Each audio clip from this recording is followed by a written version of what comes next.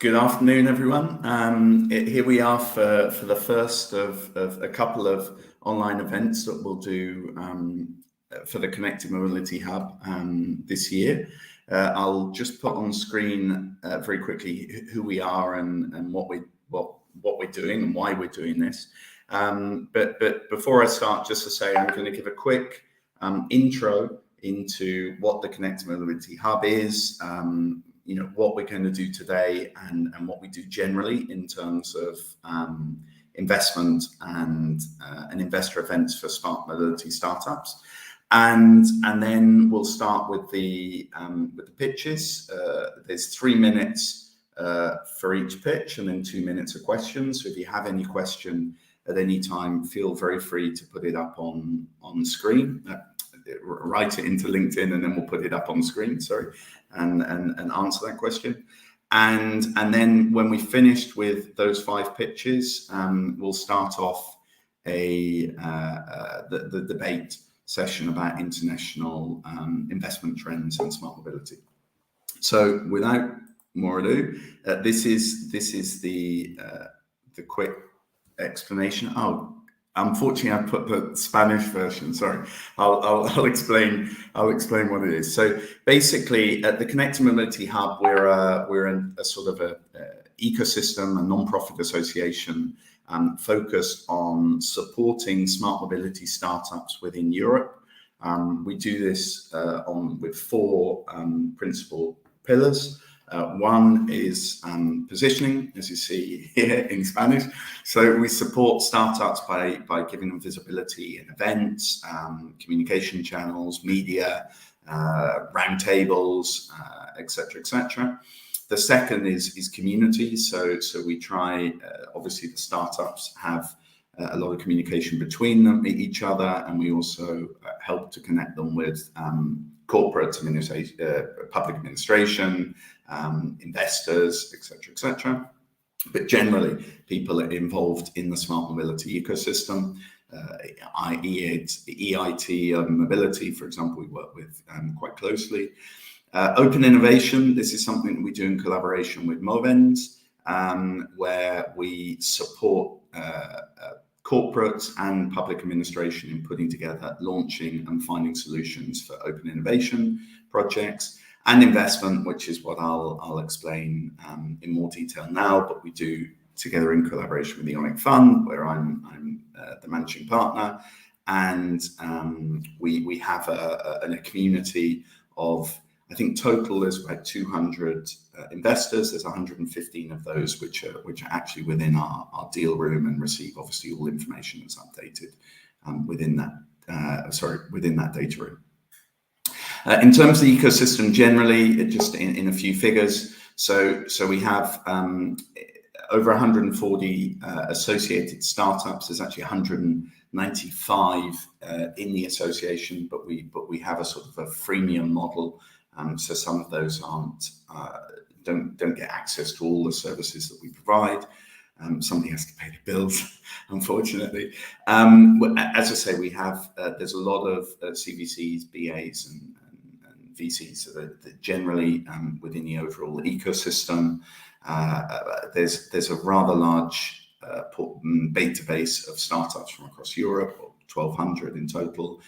We've helped with, as say, 15 open innovation projects. We've helped raise directly just over 7 million euros. I think it's actually been more than that, but that we can 100% guarantee was raised directly over 7 million. And we have a blog and a newsletter that reaches about 7,000 innovators within smart mobility on a regular basis whenever we update with posts. In terms of the startups, here's a selection of them. We have 5 subcategories. So shared mobility, electric mobility, smart logistics, connected and autonomous mobility, and smart cities. These are the 5 subsectors that we look at the international investment trends in the roundtable when we finish with the pitches. Here are some of the corporates and organizations that we work with. Obviously, some of them are well known. Most of them are based in Spain or Portugal, but some of them are more international. Obviously, MasterCard, say, etc., etc. In terms of investors, these are the investors that came physically, well, most of them physically, I think, to last year's investor event. As I say, each investor event, we have about 100 odd individual funds or investors that come to the event. I think last year was slightly less.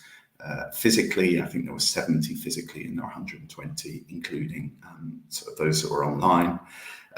Here are some of the events that or all of the events actually we've organized sort of innovation categories for, so sort of sections within the event, if it's physical, that are full of startup stands, or that we organize roundtable discussion forums with startups for. And here are the startups that presented in last year's investor event, which was in Malaga. This year's is also in Malaga. Celery, we'll see again now. Kube and Tuvalum, we'll see again now. Homey Hub, we'll see again now. And I think that's it out of the ones that we're about to see the pitches for.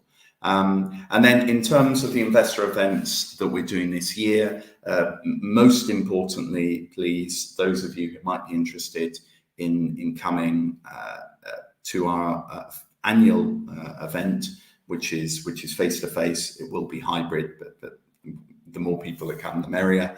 The fifth event we do this year in Malaga, again, it's on the 20th of September.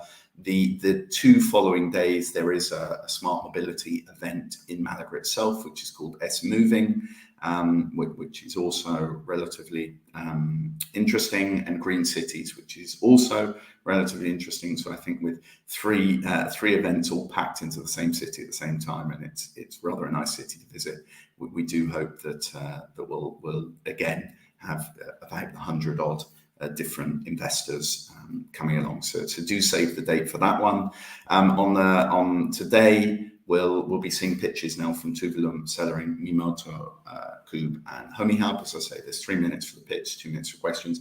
I will be timing this, so for the startups that are listening in the back room, I will cut you off and I'll appear back on the screen when the time comes. And we'll be doing another of these again with the same roundtable discussion and 5 pitching sessions, which will probably be different startups at that point, because I know a number of these have almost finished their rounds, on the 23rd of June. So you'll be receiving information about that at a later date. These are the team that make up the Connected Mobility Hub. Sergio and Luis work more on the open innovation. I work on the investor side. And Angelis and Angie and Andrea are more involved in the sort of day-to-day of the startup relations and the communication with those startups. And then here are our contact details. So if you want to pause when you're watching the video later on, you can take down what those details are. Now, without more ado, because I've gone over my 5 minutes, I will now bring Tuvalum on screen. There's Alejandro's here, and then I'll leave it up to him to do his 3-minute pitch. So Alejandro, I will add both of you and I'll disappear off and I'll be back in 3 minutes. Floor's all yours. Okay. Hello, Tom. Thank you. Hi, everyone. I'm Alejandro Pons, CEO and co-founder of Tuvalum. Tuvalum is Europe's first marketplace for certified pre-owned quality bikes, and the vision is to build the next digital ecosystem for the bike industry, where we help local stores to sell new and used bikes, brands to sell more new bikes by injecting liquidity into the market, and for the customer to solve their problem and their need at the same time in the same place, in Tuvalum. The main difference with other marketplaces is that we control the wholesale process, quality, payments, and distribution, and we certify the quality of our bikes through our workshops.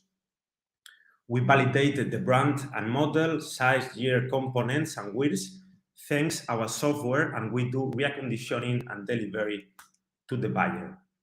What we see is the same opportunity as in the car industry, as Carvana, Clicars in Spain, Autobahn Group, Kavak, Kazoo, etc. And we started in Spain, but there are 15 times more market in Europe, countries with more tradition in bikes, in second hand, and with a higher household income. Now we are doing 35% of our sales internationally. We started in the sports category, but the e-bike for the city is going very, very fast. As you can see in the Netherlands, that 50% of the bikes sold were e-bikes. Last year we did 8 million of GMV, and we came so far mainly bootstrapping. We raised 1.5 million between equity and debt, very capital efficiency, and we grow 80% in 2021, and we are profitable with the first order in terms of unit economics. The two keys to European leadership is one, internationalization plan. We have successfully internationalized in France, scaling the country in 12 months at the rate that we scaled Spain in 3 years. And the second thing is boosting e-commerce business line as back market in phones and computers. We have a deep knowledge and we know which bikes we have to buy and at what price. And more than 50% of the bikes that we buy, we sell before we pay for them. We have 4 times more margin versus marketplace, winning 250 euros per bike, paying all direct costs as payment, logistics, certification, and also the car blended in marketing. So we are raising 5 million between equity and debt, with the debt part covered and with a term sheet signed with a Spanish lead investor. This is a part of the team that made this possible. We are 35 people, and the vision about what we are building is the next digital ecosystem for the bike industry. So thank you very much. Wonderful, thank you, Alejandro. If anybody's got any questions for Tuvalum, please fire away. If not, I'll ask one myself. So you're after 2.5 million in equity. A large amount of that, I believe, is already covered. How much is currently covered? In equity is covered around 1.5 million. Okay, so there is a space for 1 million approximately. Okay, fantastic. And then one other question. So you made a slight reference to this in terms of the increased margin on the resale of bikes compared to the marketplace model. I just wonder, as you've opened up very successfully in France, compared to along with Spain, and as I understand it, you're doing the same currently in Italy. Do you find that there's arbitrage opportunities in that respect between the different countries, and can you capitalize on that further as time goes on? Yeah, we are creating a unique European catalog, and we are doing arbitrage, no? Because there is not a unique price in the second-hand bike market. So, for example, for the French customer, they find a cheapest price in Spanish bikes. Okay, fantastic. Okay, well, there's been no questions for now, so I'm gonna kick you off and bring on Jose Maria for the moment. And Alejandro, if you put in you're linked as a speaker in the event, but if you add into the chat your LinkedIn profile, then anybody that wants to can grab hold of you directly. Okay, now I'll bring on Jose Maria, who is here. Jose Maria, you've now got the screen and the floor is all yours. Thank you very much, Tom, for inviting us to participate here today. I will introduce you to Celery. Is a Madrid-based startup that has raised so far 1.8 million euros from a local family office and 0.5 million euros from public funding from the government of Spain. Let me briefly introduce myself. I'm a mechanical engineer, graduated in Boston at the MIT, and related with technology and sustainability, I was a Smart Cities and Strategic Initiatives Director in Tecnalia, which is one of the largest private applied research institutes in Europe, and I was also after sales manager in Audi AG, responsible for the Spanish and Portuguese-speaking countries globally. So mobility is facing a strong transformation process globally, being digitalization and sustainability the main forces, but also the continuous urbanization process, both in developing and developed countries, is challenging current urban, peri-urban, and rural mobility. In this scenario, demand-responsive transport, our technology, pops up as one of the key technologies to provide efficient solutions. Impacts of these technologies span from a drastic increase in accessibility, a reduction in greenhouse gas emissions, or a reduction in cost when confronted with traditional public transport in rural areas or private vehicle in peri-urban areas. Celery is actually a group of two companies. Celery is Smart Mobility, which owns the technology that commercializes mostly to public administration on a software as a service mode to improve transport in rural, peri-urban, and peri-urban areas. And also Celery Transport, fully owned and controlled by Celery Smart, which provides mobility to companies, schools and colleges, tech and business parks, and health companies in Spain. These are the three most common service implementations of DRT, demand responsive transport free flow, where we have smaller vehicles moving people between nodes or virtual stops, distributing in a territory. On the opposite side, we have the virtual line, which is the most similar to a traditional fixed line. And an intermediate implementation is the typical first and last mile, where DRT connects a transport hub with an urban area. These are the three, we operate all possible vehicle sizes under a door-to-door, curb-to-curb, or stop-to-stop pickup and drop-off configuration, and we have the ability to provide mobility to very specific groups. The usual front ends for the user, for the entity, company, health company, etc., the operator, and the driver. The key differential elements with respect to our competitors is all are related with optimizing the operations, both for the operator and for the user. And finally, related to the development of the platform, four main characteristics drive our decisions: cost efficiency, scalability, resiliency, and future evaluations. Thank you very much. Okay, thank you, Jose Maria. Sorry, you got the indirect one when I appeared on screen. So again, if there are any questions, I've noticed that there's a slight delay in the video, so possibly things will arrive a little bit later. So I'll get started with a quick question, which is really with regards to traction. If you could just give us some idea of traction, and obviously COVID will have been terrible, but as you're seeing the return to offices and universities and all the rest of it. Well, what we are currently operating the most here in Spain is paratransit, which is something that didn't actually stop during the pandemic, maybe just for a very brief period of time. And what we see now, currently, today, actually, we see a growing interest from corporates, normally big corporates, 10, 15,000 employees, some cases 20, 25,000 employees in Madrid, in Barcelona, or the outskirts of Barcelona that are coming back or bringing back their employees to the offices. And so they start getting interested in this kind of solutions. So I think life is coming back.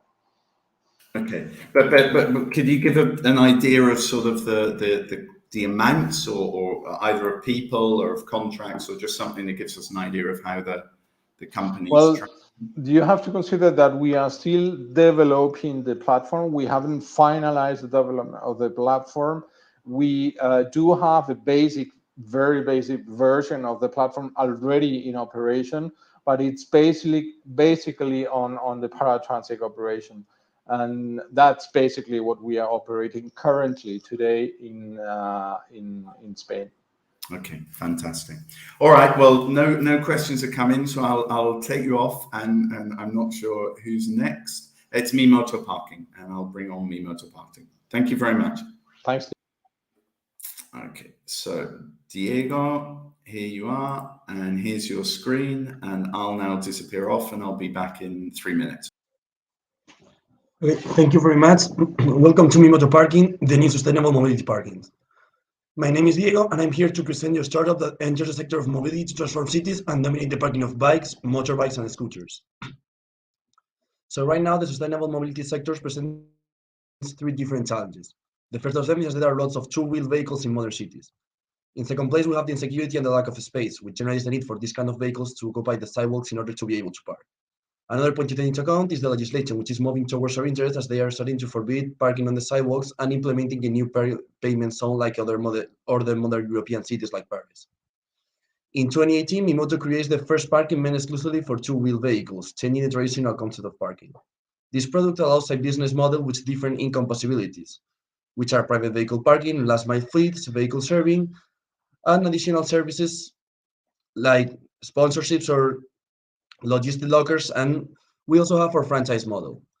The stats we have achieved demonstrate that we have improved our incomes. We have multiplied by 3 the number of total users and by 6 the number of users per day. We have also reduced 60% of our CAC, and both our service and products are validated by the 100% of our users, which means that whoever tries us repeats and recommends us. Miyamoto Parking has a high scalability for several reasons. In the first place, we have developed our own management technology based on artificial intelligence to make our parkings 100% autonomous without any human resources. We also commercialize our parkings wherever there is a high demand for parking using this same technology. We have also our franchise model, which allows us to grow without generating cash flow stress. And finally, we impulse different assets with low commercial possibilities. Miyamoto Parking started in 2018. In 2020, we closed our first investment round and opened 2 parkings in Madrid and our first franchise in Alicante. In 2021, we closed our second investment round, and as we signed a contract with the Atocha train station in Madrid. We've also signed our first franchise in Barcelona, and we have won a public contest to open a multi-service hub in Sevilla. In 2022, we will open a new franchise. We will also open a new parking both in the airport and the train station in Barcelona, and we're planning on opening a new multi-service hub in an important soccer club in Madrid. Our economic goals are divided in 2 different lines: parkings of our own, where we also include our more multi-services hubs, and in their line we have our franchise model. And in 2023, we intend to reach a positive EBITDA. In regards to competence, we can assure that we have no direct competence. Although there is no one offering our same product and advantages, we do know that we have some indirect competence, as we compete with public parkings, community garage, and street parking. In 2022, we have opened a new investment round through a convertibles note that we will convert by the end of the year. As you can see, we offer 2 different discount rounds. Our post-money valuations will reach up to 10 million euros, and the investment round will be closed between 1 and 1.5 million euros. This investment will be reinvested in new parking openings, marketing, talent hiring, technology, and international expansion. Our team is made up by our 3 founding members, and recently we have incorporated 6 persons to help us grow with this project. Thank you very much. Absolutely perfect. My alarm was just going off when you finished. So again, if anybody has any questions, feel free to ask. And in the interim, I'll make one. Now, this is, I'd be really interested, and you've sort of answered it by saying the franchise model. But the thing that would sort of get me a little bit about the model as an investor is the scalability of the solution. So obviously you need the physical locations. I'm not sure how much your invoicing per location is on a monthly basis, but they're not huge. So they're not huge spaces, so it can't be a huge amount of invoicing. So I don't know if you could give us a bit of an idea of how scalable the model is, how much contribution margin is generated by each new parking that you're making. I mean, it looks like the traction's good, but I'm not sure how fast it could actually grow. That's the point. So if you could just anything that you can say that could sort of get rid of that. Well, we search for comfortable spaces, like at floor level. We don't like dirty underground spaces or with dangerous ramps, because for these two-wheel vehicles it is pretty uncomfortable. So We look for commercial spaces, and we transform it into parkings. We look for a range of between 150 and 300 square meters, and there we place our spots to park with our lockers, and we implement our technology. The margin to convert one of these spots into a Miyamoto Parking is an investment that runs between 70 and 90,000 euros, and the margin is like the first year, which we assume that is the one that makes the less profit, as the parking has to still be known, gives around a 56% profit from the inversion. Okay. All right. And then there's a question from the audience, which is about electric charging options. Yes, we do have electric charging spots in all of our parkings. Okay, I guess to be honest with you, that's one of the main advantages of the solution going forward. Okay, well, thank you very much, and thank you very much, Atharel, for the question. And what I'll do is we'll jump into to Cube and Edu. So thanks a lot, Diego. And here's Edu and the screen, and I'll take myself away, and I'll be back in 3 minutes. Edu, it's all yours. Hi, John. Thank you very much. Well, hello, everybody. Today, we already know micromobility is the future of urban transportation. We don't need cars to be more sustainable. In fact, they already are. We need fewer cars in our cities. My name is Edward, CEO and co-founder of Cube Mobility Hub, the first platform that addresses the challenges of micromobility in the cities from a charging station through a mobile app. The numbers show the great growth of the sector. It is estimated that today we have more than 1 million electric scooters circulating in Spain, and there are 2.5 million people who are considering to buy one. We expect a 15% compounded annual growth until 2030, when this sector will have a global value of $200 billion. Cube was born in 2020 with the vision to promote the micromobility as the unique way to have faster, smarter, and greener cities. Our charging station is the first storage unit for all kinds of micromobility vehicle. It is a modular structure that can be integrated into any location. All Cube have their own charging system, designed with our own electronic to cover 95% of vehicles. The last feature, but for me the most important one, is our smart technology. With our app, we are able to provide a wide range of services to both real estate owners and micromobility users. And what is Cube Mobility Hub? It is the place where eco-riders will find everything they need to enjoy their daily commutings. Whether they need a safe place to park and charge their vehicles, or they need to repair it, users will find our stations the best place to do it. We can also manage to offer a shared micromobility fleet for those who don't own a private vehicle. Cube is more than a charging station. We have the technology and the electronics to know the status of the batteries. We can prevent the failure and help our users to always keep their vehicles in perfect conditions. Imagine all we can do with this data. Among others, we can take part of the necessary recycling battery process or become the biggest micromobility e-commerce. Our business model is a B2B model in which we have 3 revenue streams: the sale or rental of the Cube to all kinds of real estate players, such as office buildings, shopping centers, universities, and many more. A subscription to get access to the platform, and as well a commission fee from all payment services like parking, rentals, or repairs. We launched production 1 year ago, and we are writing a collaboration agreement with CBRE and Merlin Properties, and we are currently working with most of the major real estate players.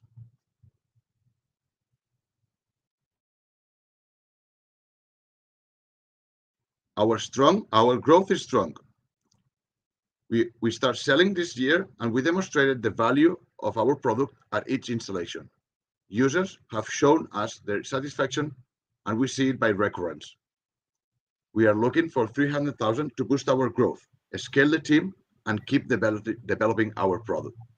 It will bring us to install more than 2,000 Cube by the end of 2022. We are going to change the way people move around cities.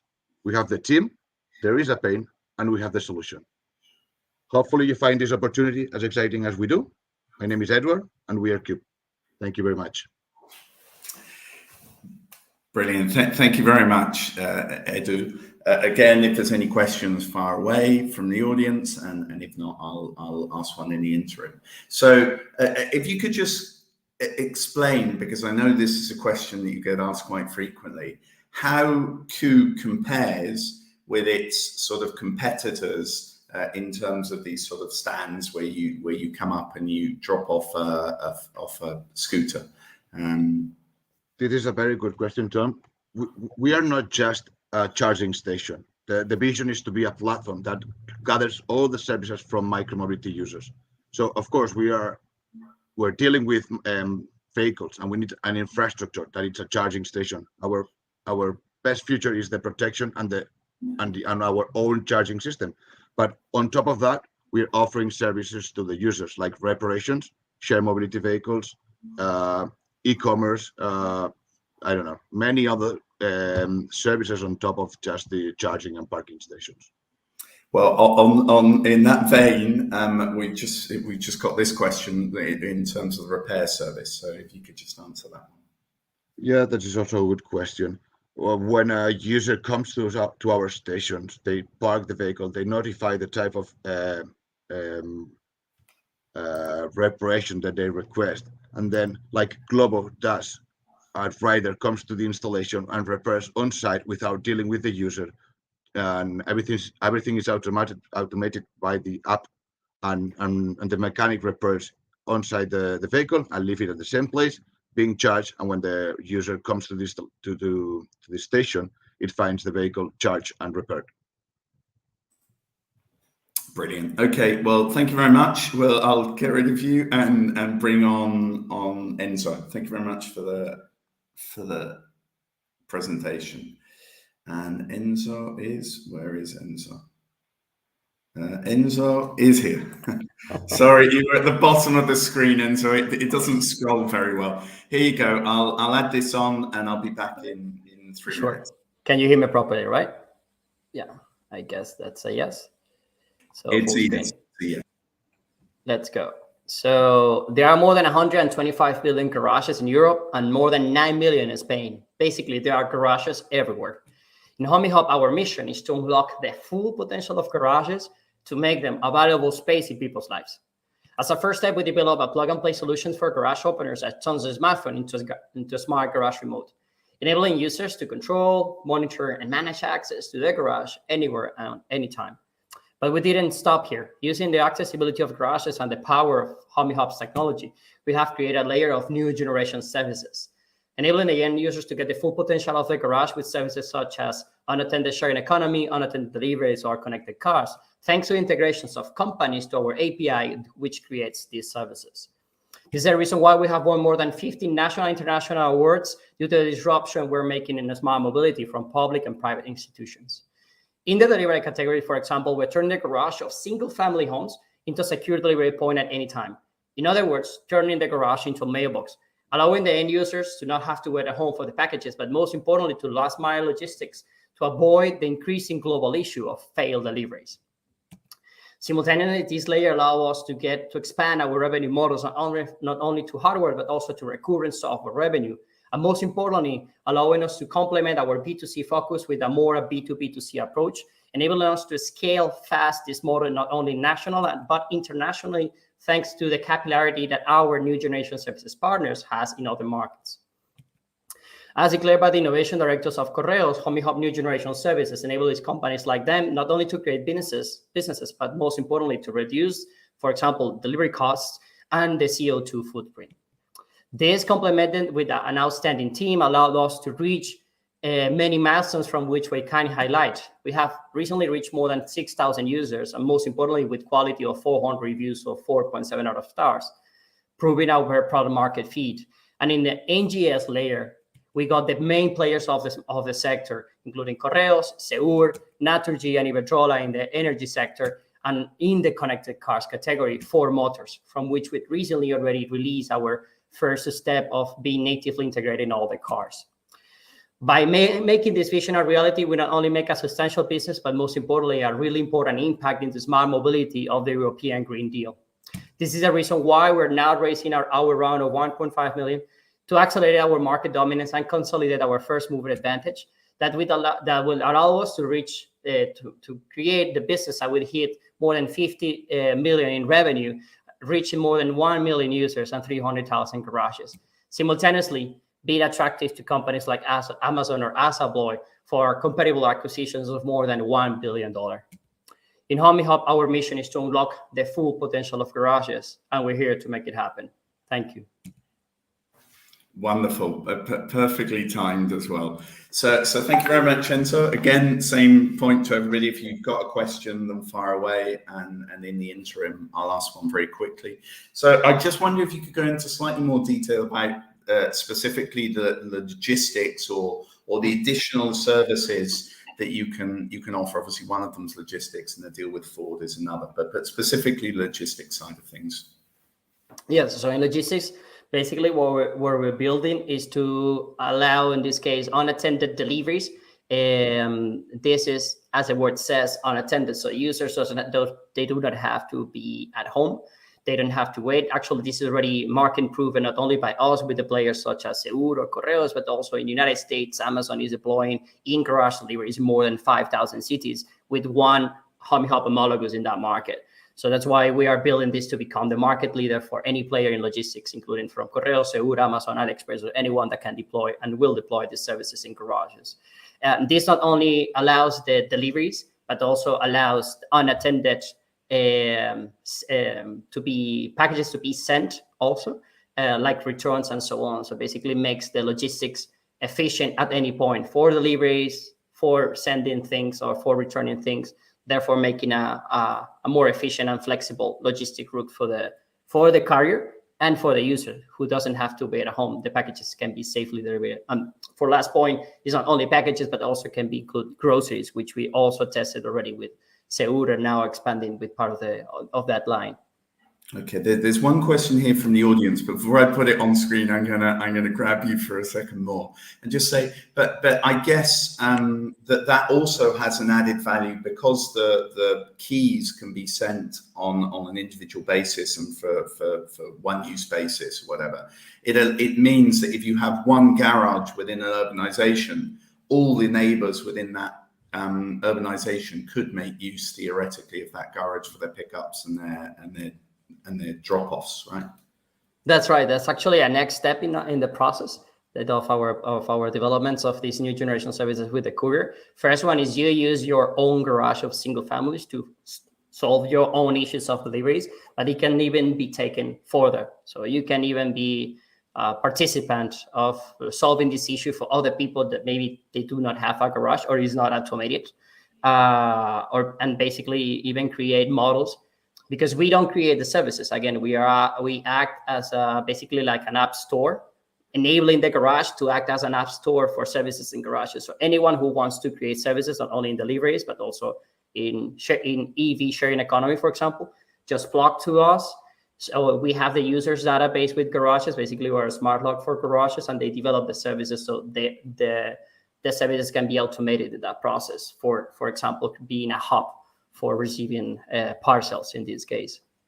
Brilliant. And then just the question, which is similarly related, if you could just answer this one. Yes, I'm not seeing the screen. One sec, let me. You're not seeing the screen? Yeah, now.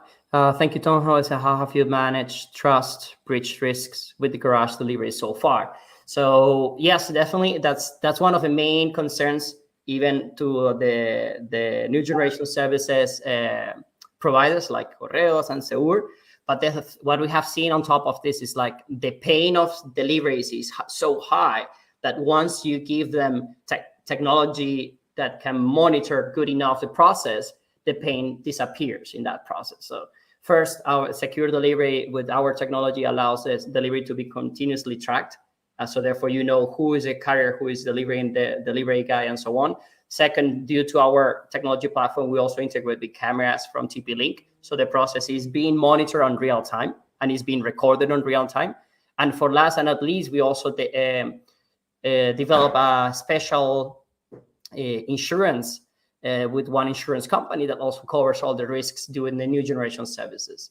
So this is how it's being deployed. But again, this is a formula that is being proven also by us, but also by Amazon. So that's why there is a clear validation not only of the need of these services, but also of the acceptance of these services. Of course, as being a new services and very disruptive, it's not a service for everyone. At the beginning will be, again, like adoption curve because of the singularity of the services, but there is in the pilots and in the services we have done already with the Correos and Seur, there is three times more people willing to accept these services than they were expecting already. So the reality is that when you go on field, many people is already accepting this type of deliveries. We can see it even in our reviews of the product, people declaring that. Brilliant. Okay, I'm now going to cut you off because Elisabeth, Nadim, and Alexandre have been waiting a long time to come on screen. Thank you very much, and I'll now bring the rest on screen. So, Alexandra, Nadim, Elisabeth. Here we go. Hi, guys. Sorry about that. Sorry, it always takes a little bit longer than expected. But here we are. So before we get started, I wonder if you could just all introduce yourselves briefly, and then everybody has an idea who's talking. So Alexandra, you start. I mean, you're on and then Elisabeth, and then Nadim. Okay. Hello, everyone. I'm Alexandre Grandremy. In terms of my background in mobility, I started as an entrepreneur creating the first peer-to-peer car sharing platform in Europe. It was called D-Ways. It was back in 2008. Then I joined Capgemini as a consulting director. And for a little bit than a year, I developed Planet Impact Advisory, my own consulting firm. And we work with VC funds to help them bring more than money to startups and to also find the best startups and analyze them. And currently, we're working to identify and analyze the best mobility startups in Europe. So if some startups are listening, please reach with me on LinkedIn. Elisabeth, who are yours? Hi, everyone. Can you hear me well? I'm with headphones. Great. I'm Elisabeth Kuester. Starting from my background, I am an investment associate at ETF Partners, the Environmental Technologies Fund. I joined around a year ago. Before that, I was working in investment banking at Goldman Sachs in London in the M&A team, where I was part of the consumer retail healthcare team. At ETF Partners, we are one of the largest and oldest environmental funds in Europe. We invest in early growth companies that do something that is good for the environment. But we are also a traditional VC fund that seeks traditional VC returns. Our ticket sizes are 3 to 10 million euros, and we invest across all Europe. I am originally half German, half Italian, and we have a very international team. So that's how we cover all Europe from London.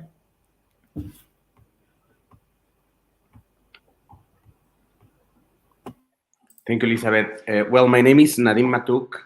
I'm investment principal and managing team from Liil Ventures, a corporate venture arm of Mobility ADO, which is a mobility company that operates pretty much on Hispanic markets from Spain, Portugal to all across Latin America. And as Liil Ventures, we invest in multiple companies all around the globe, basically to foster new mobility business models, right? We want to validate the sustainability, and we try to understand what are the value propositions for the consumers, and then to find the right business model to scale it properly. And that's in a nutshell our investment thesis. Brilliant. Oh, damn. I was just creating a new banner to put along the bottom, and then I had to change screen. Now I'll have to rewrite it. So guys, we're gonna, as we mentioned at the beginning, we're gonna start looking at each of the sub verticals that we look at, or that we divide up shared mobility into. The first one is smart mobility into. The first one is shared mobility. Alexandra, you're probably the best person to get this one started. So it's talk us through where you see France is obviously a leader in this. I think even internationally.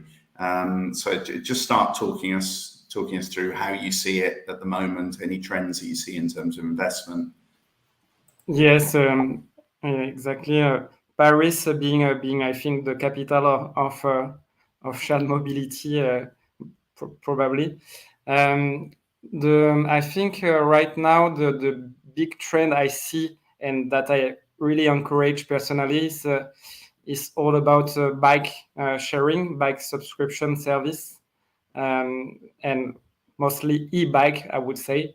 I think it's a huge trend, and we see a lot of investment in this field, including, I think, the upcoming a new wave of startups in this field would be cargo bike sharing. That is completing the full ecosystem and is probably the only piece missing to prevent you from having a car, which in Paris is pointless. I have lived almost a good part of my life in Paris and never got a car because it's more a pain than anything else. And Elisabeth, if you and Nadim, obviously we'll finish with Nadim because you talk about cars being pointless. I think Mexico City, that's probably up for discussion. But Elisabeth, obviously the London is what with Boris's bikes is quite a bit of a bicycle sharing community. I don't know, how do you see it there? What do you see happening in the UK market? Yeah, I think it's an interesting point from a bike perspective. London is definitely a leader and was one of the first cities to actually deploy bikes and has one of the largest fleets. But if you look at it's really a leader in docking bikes, while compared to other cities, it might lag behind a bit on the free float bikes.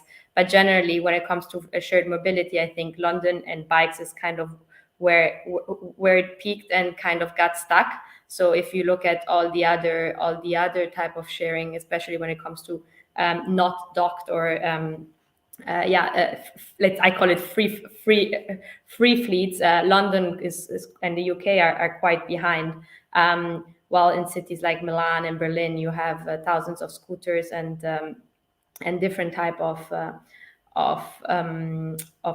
devices. In London, we now recently received e-scooters, but they are very limited on where they can go and how they can be parked, making it not really an attractive alternative to public transportation. I think in these for us as an ETF, also from an environmental perspective, it's always interesting to understand because the sharing economy, especially in the mobility space, can be super attractive from an environmental perspective, but it also can push people to use more polluting ways of transportation than public transportation. So it's a discussion we have a lot within the firm, and it's an interesting one to assess because someone could claim that in a city like London, if the public transportation works well, that's the right way to move around. Okay, that's a really interesting point because public transportation is the forgotten dimension often of mobility. We never talk about it in terms of investment because it's not something that in the sort of the startup sector, because it's not obviously where we fit.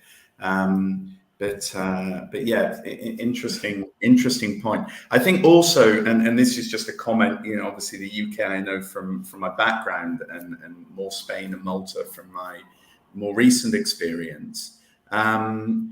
One thing that perhaps makes France or Spain or I don't know, countries with that have more high-rise buildings, perhaps more interesting for bicycles specifically, or electric bicycle sharings, is that fact that there's denser cities. I guess the same thing that makes it more complicated to a certain extent for solutions like Enzo's from Homi Hub, where you're looking at individual garages often, although it obviously works for shared garages as well, but for the logistics specifically, mean that the UK is a better market for that kind of thing, but not such a good market because obviously the dimensions are much larger. And coming to that point, Nadim, bicycles in mega cities like Mexico City, I mean, what happens there? Well, of course, in this massive jungle, there's a lot of point of views. Basically, the main struggle, it's all about security and safetyness, right? Security in the point of view of the asset as an investor or as a city. You want to make sure that the bikes and the infrastructure remain as good as functional as possible, right? In order to provide a reliable services. But also safetyness from the street roads and the civical, the education and politeness that we have, right, as citizens, in order to have respect for example, these micromobility riders. That you mentioned something about the cars, and I was reading that 67% of the city's investments, it's about car infrastructure and not into other mobility options. So and taking the point about Elisabeth, right, in terms of the public transportation investments, I know that the city time cycles are way longer than maybe the startups, and it could take years for a city to implement a PTR system or a more volumetric kind of solution. And I think these kind of new shared services, like micromobility services that we have witnessed during the last 4 years, at least it proves that you can create micro cities within cities, right? And you can create like sustainable services that could be very well geolocalized or frontierized.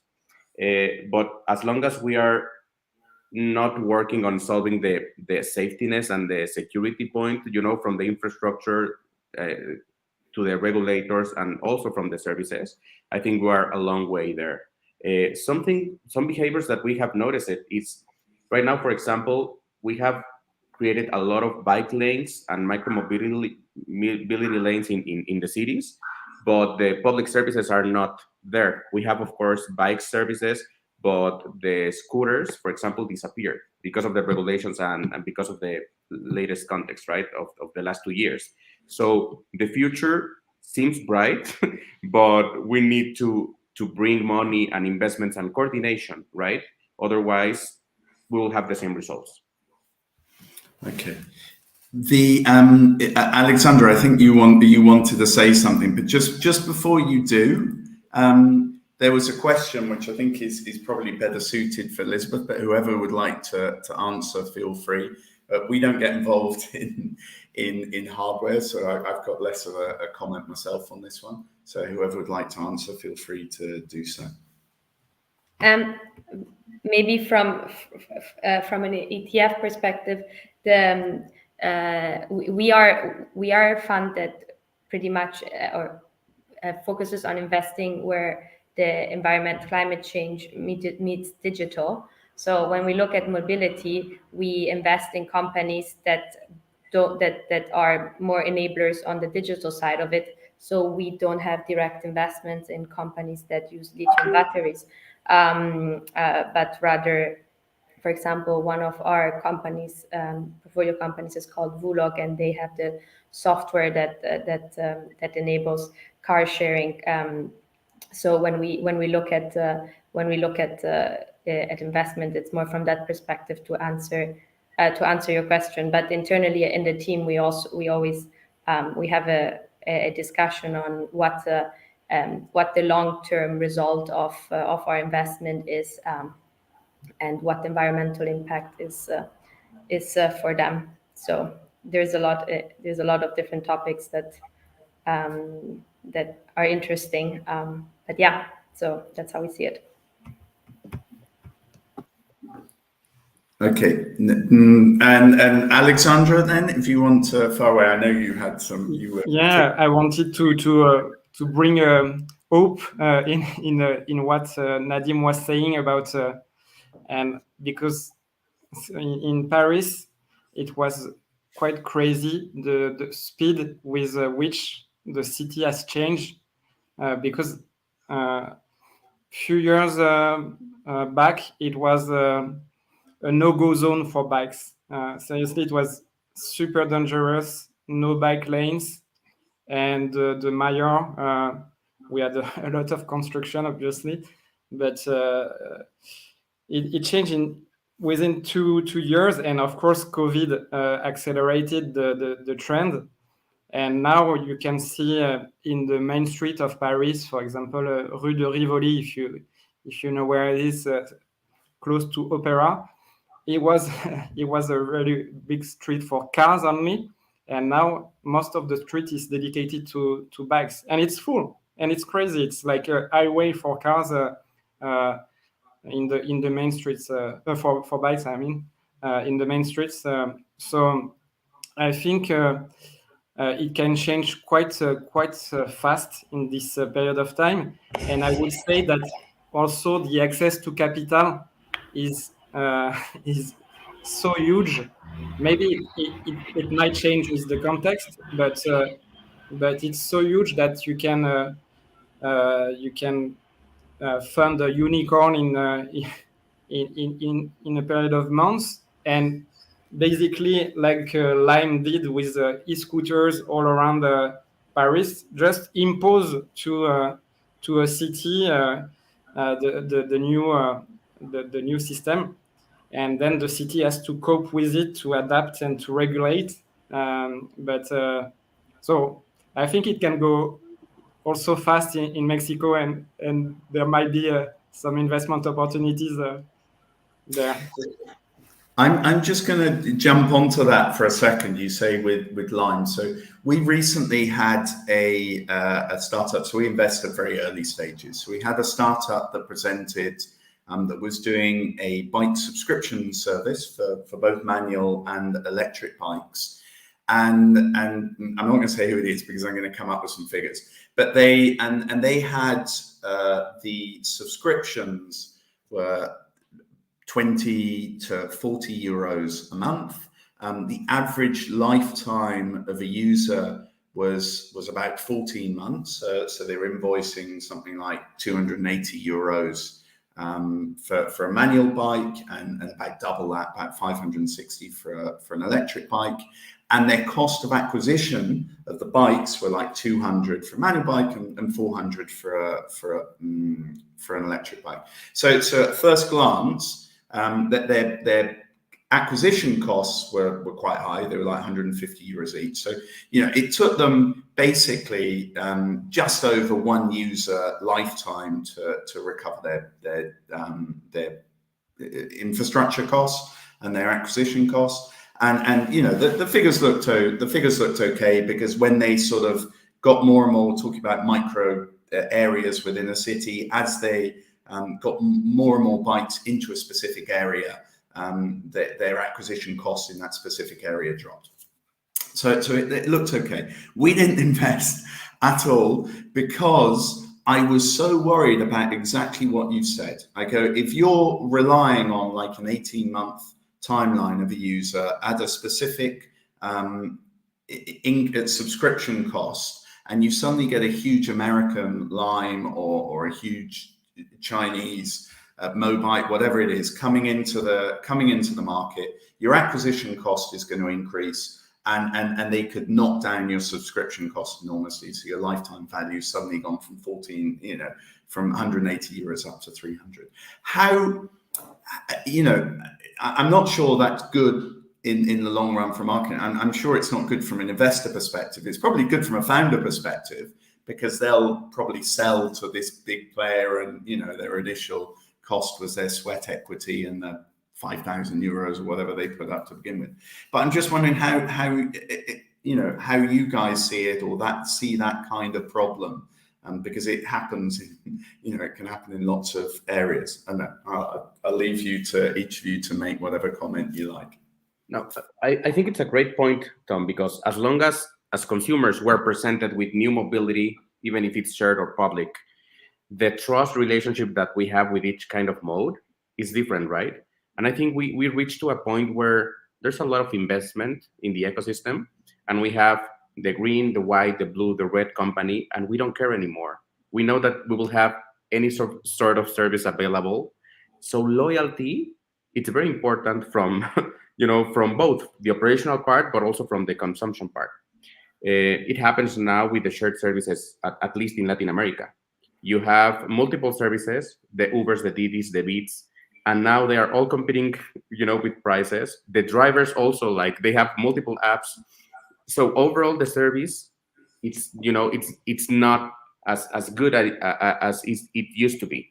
So for me, and raising again the point about how reliable are the solutions, and Elisabeth mentioned before, that's why maybe public transportation, with their restrictions and complaints, it's always there, right?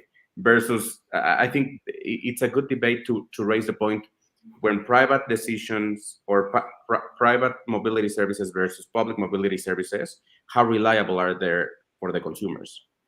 And that's where maybe the subscription models are good to try, because they conglomerate the offer and they could guarantee the service for a longer period of time, and you're not competing with marketing or acquisition costs. I think I would agree with what Nadim said. One thing that I found interesting last week, I was in Milan. I think it depends really city by city, because I think that the initial thing in cities where there's a lot of different service providers, it was easy as a consumer to feel overwhelmed and end up opting for public transportation. And I think one thing that might be a differentiator comes with consolidation. So how easy it is to access the scooter on the street without having to download different apps. So I think the fact that there is consolidation and it becomes more easy to access the scooter, the bike, and the car on the Uber app, for example, really creates a differentiator. So I would assume that generally consolidation will play a major role. There's just before we jump in, there's a quick comment here by Beatrice saying that in Seville happened exactly the same happened in terms of 1 to 2 years. It went from nothing, a nightmare from bicycles to a paradise. So I guess that is possible with a lot of effort from all players. Okay, so the next one is I'm gonna actually jump. I had put logistics down as last, but I really liked Nadim's comment about sort of micro areas within cities, and I think from a logistics point of view, this is perhaps more of a trend than anywhere, right? In terms of micro hubs. I don't know what the levels of congestion created by logistics in different cities are these days, but I think it's a majority in a large number of cities of urban, particularly in peak hours, of course. So how do you see in terms of, and this relates in a little bit to what you were talking about, cargo bikes, right? I guess, Alexandre, because you can't obviously take a cargo bike probably more than 5 kilometers away from its point, and probably 5 kilometers is too far to make it economically viable as well. So what do you see in terms of investment trends in sort of logistics and specifically within urban logistics, as this has become such a huge problem with the growth of e-commerce? Well, I guess it's the same in London and in most big cities in Europe, but we see an invasion right now of grocery delivery, like dark grocery ecosystem with a huge amount of money. Was crazy. Almost every week a new name, new short name, and so I think and it caused many problems with with citizens. Actually, I had friends involved in contestation, because the invasion is so big that you have a lot of delivery guy just at your door, so it's annoying. They are, it's causing a lot of noise, and I think of course this is exactly the same point as Lime and as this massive startups super funded that are not here to stay, or at least on this model, which is and I think what we see is that my guess is that there must be a way for innovative startups to be integrating more public organizations and more companies into their business model, from the beginning, and I think it would make much more sense in terms of environmental and society impact. And basically, it's something that in France, I don't think there is so many investments. I think they are mostly funded by US big funds, and basically I don't see it enriching the European ecosystem. I mean, the grocery, in terms of the whole equipment and services around it. I think there is a lot of innovation and interesting startups that are helping to stock your belongings, to manage it just with your phone, and make it easier. So there is more innovation, but I think on the big businesses, like the major businesses linked to retail, groceries, it's not for small European startups, and certainly not first-time founders. I mean, I think there's I don't know. I worry when I see what look to me to see sort of bubbles, because exactly the same you say in terms of grocery, you see in Spain, you see in Malta. I think you're seeing it. I mean, certainly that's 3 countries in Europe where you're seeing it. And then I look at, obviously from the Spanish perspective, you look at Glovo and how Glovo did so well, and it sold to Delivery Hero recently. Just yesterday, they were putting out an article saying that because Delivery Hero's share price has dropped by 60%, the total valuation of Glovo is now basically the same, if not slightly less, than the total amount of money that it's raised, which would be quite depressing, because you've actually created no value to date through that. Let's hope that's just a dip in the market caused by the war in Ukraine. But I think it does bring up the question of, how bubbly, how effervescent are these markets? And you brought one up specifically with dark stores and grocery deliveries. I don't know. We get involved, as I say, in very early stages. Somebody quite recently actually came up and was asking to do a call with me, because they'd launched one of these services in Mallorca and they were doing quite well and whatever. And I just looked at it, and they had like €3.73 as a logistics cost. And I was like, wow, that's not counting in picking. And, it depends where you're delivering to and how many deliveries you can do at the same time. The cost of a rider in Spain, 12, 13 euros an hour. So how many deliveries you're actually going to be able to do an hour? And I was going, I really don't know. We're not going to invest, because I can't see the unit economics, and literally went, but I said, I'll do the call. You try to help people out.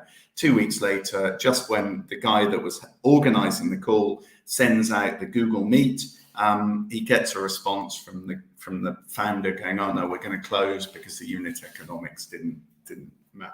So it worries me a little bit. But anyway, Nadim, Elisabeth, you get involved at later stages. What do you see in this? We completely agree with you, Tom, regarding the bubbles. Like all these instant delivery startups, we have strong questions about, how as consumers we are pampered, right? We want everything in less than 10 minutes, and I don't know how sustainable is that. How selfish, actually, from the city perspective and sustainability perspective.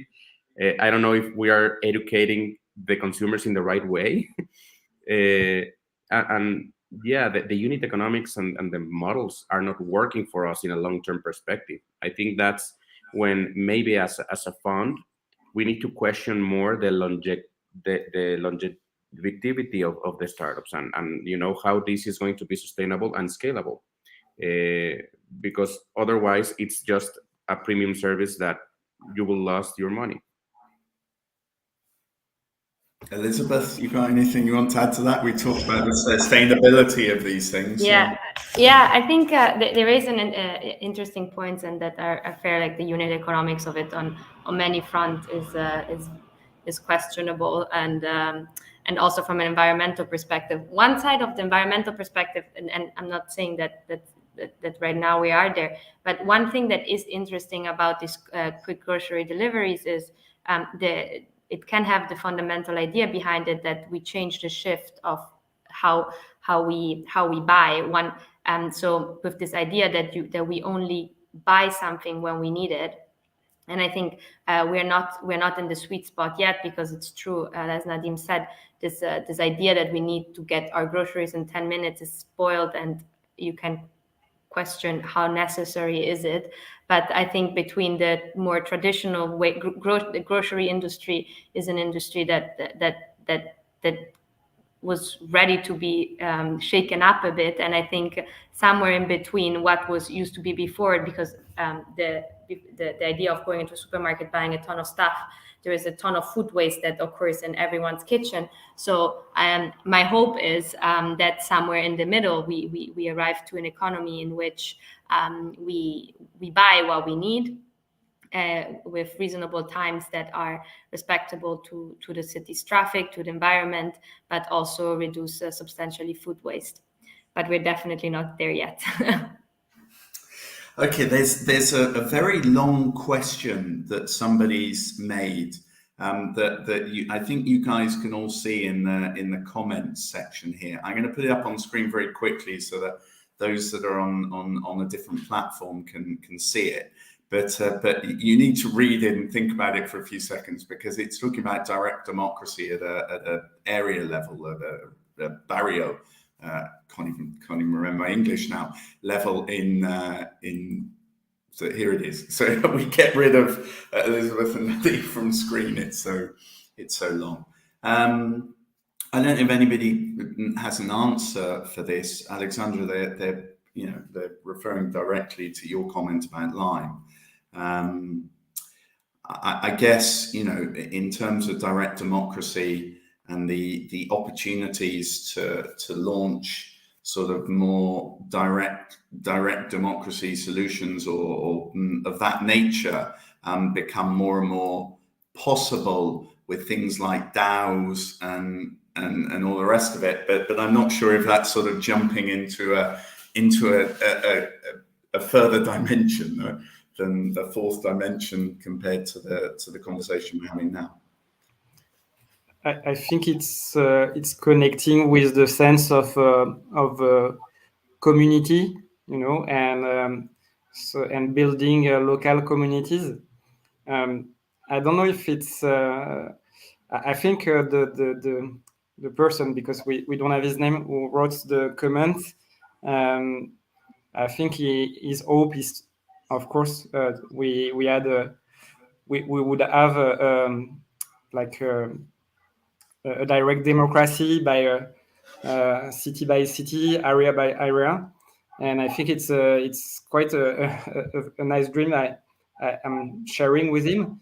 But I think the sense of community was unfortunately more trendy, I would say 5 years ago. And at least in terms of like big rounds of investments, and also in terms of concepts. In France, I guess he knows, or those in France knows about La Ruche qui dit oui, which was is not in mobility, but it was like a way to be closer to farmers around your area, and you can just shop like collectively with a community and go collect your bio vegetables.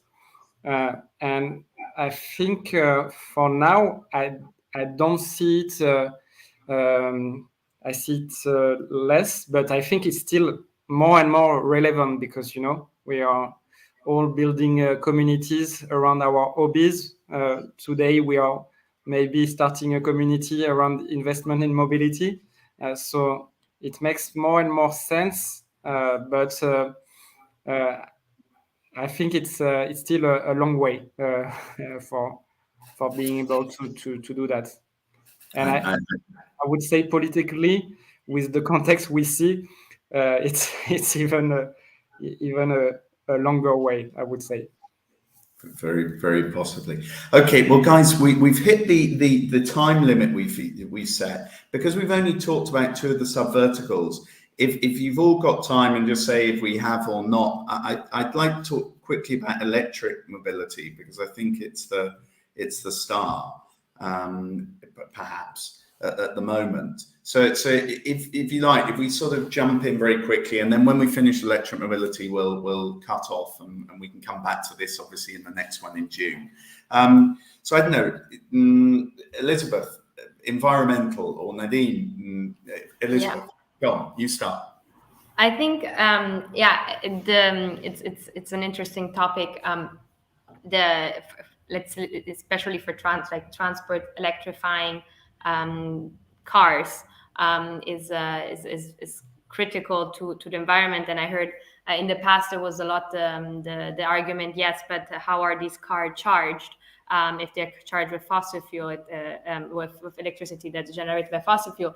But I think it's critical to make the point that electrifying transport is super important because instead of having millions or billions of cars on the street that are emitting CO2, you suddenly have control over the charging stations and how they are alimented. So you are the problem becomes goes from the street into a much smaller number of components that need to be controlled and that can be charged. And I think that's very powerful and critical for the environment.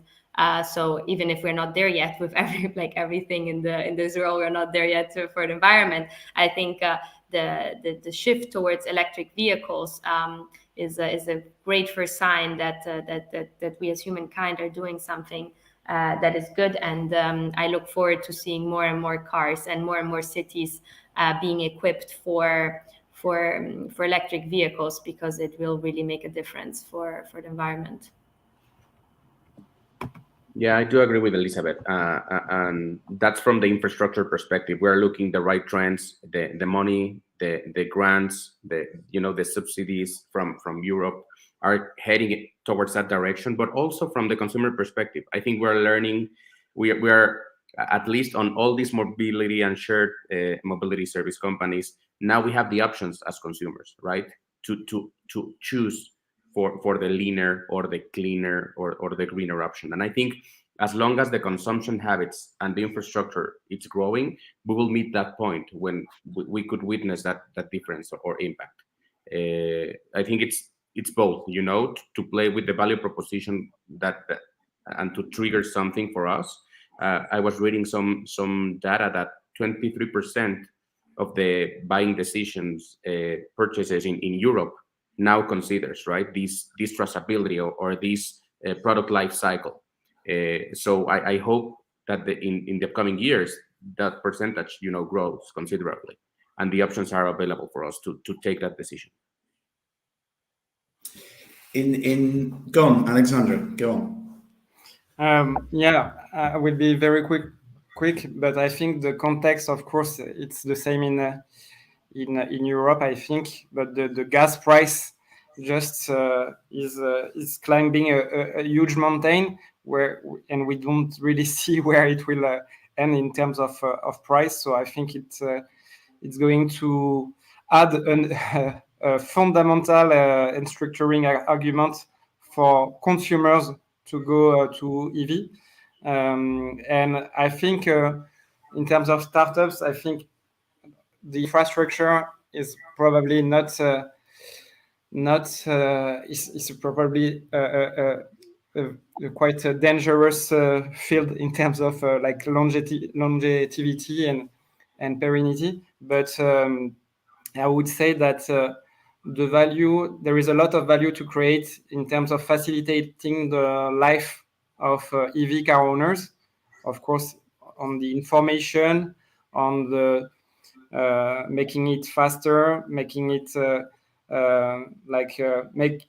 probably you can also, I saw interesting startups encouraging EV owners with savings on several shops, So I think there is a lot of things that can be invented around the service to facilitate and make life easier and cooler for EV car owners. That's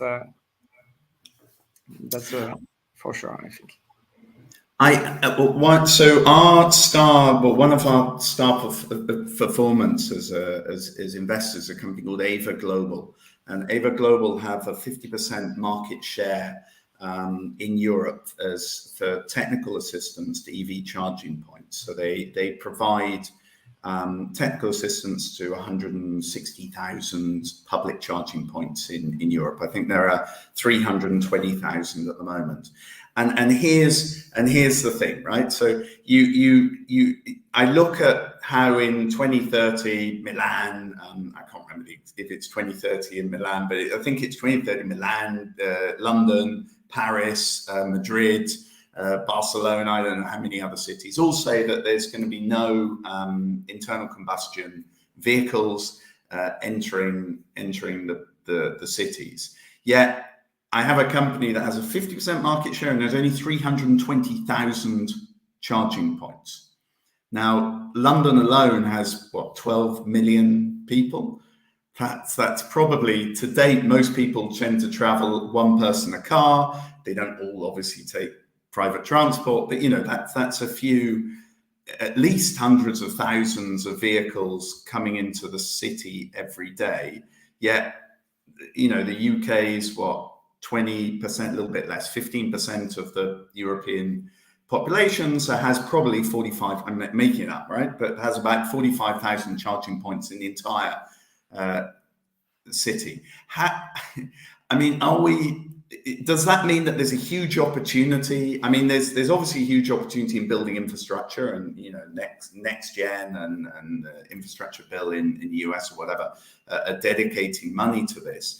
But as you say, there's undoubtedly a huge opportunity for somehow optimizing the entire process of charging, and here we come back to shared mobility, etc., etc. I don't know what the answer is, but what ideas or what trends are you seeing in that respect? Because we have to somehow go to far fewer people charging on a far less frequent basis than they probably are used to at the moment, because there's no way that the amount of charging points can keep up with the amount of vehicles that have to come onto the roads, or maybe they won't come onto the roads. I don't know. I'm just sort of putting it out to the floor. What do you see? There's an issue there, and obviously a problem creates opportunities.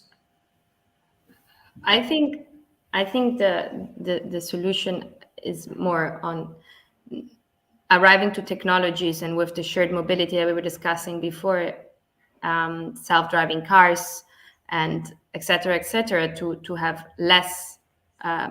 much less vehicles on the street, so that this never is really, that the amount of charging station never really is is a problem. From an environmental perspective, like the evolution that needs to happen is in the direction of having alternatives. In cities, there's no reason why people should have cars if we continue developing the way we are. There is public transportation, there is bikes for certain distances, there is car sharing, etc., etc. So my thought and my hope is, and my idea is that the number of cars should, especially in cities, decrease and not really create this problem. But that will have to be forced. I mean, I can't see, you know, the English, you're in the UK, the English aren't very sociable people with strangers as a rule.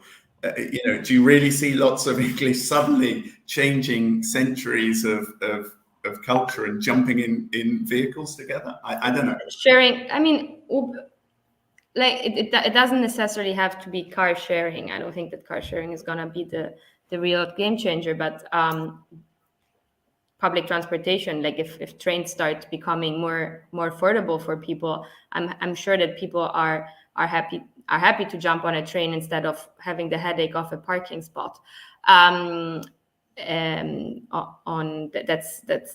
That's I think there is more and more solutions available for people not jumping on cars, and I think I mean, at least that's my perception, is that there is more and more concern around the environment. So from the people, especially in cities, there is an understanding that there is that alternatives to cars are better for the environment. So I think people are quite conscious of that. So I do think that there is going to be a change, especially people maybe from younger generations. I don't know a lot of people whose desire is to have a car, or in cities like London, people don't really desire to have cars, while maybe it used to be different. So.